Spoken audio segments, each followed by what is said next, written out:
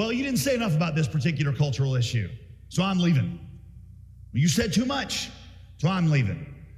And I would say to these people, some of whom have been at our church for years, for a decade, and I would say we agree on every point of gospel doctrine.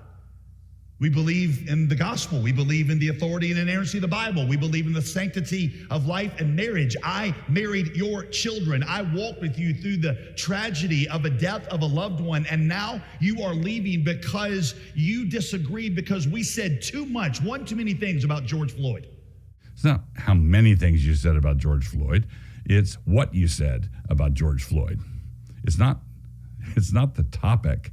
It's the reaction. Is this response grounded in Scripture?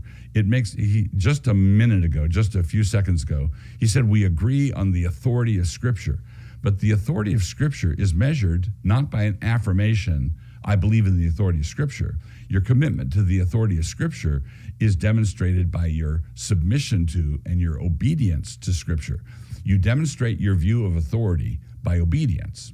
And so consequently, if you rush to judgment in the George Floyd case, if you rush to judgment and you say things in the day following Floyd's death that would disqualify you from serving on any jury, and you're just out there passing judgment, then you are demonstrating your lack of commitment to the authority of Scripture. You say, I believe in the authority of Scripture, but you don't do what Scripture says to do.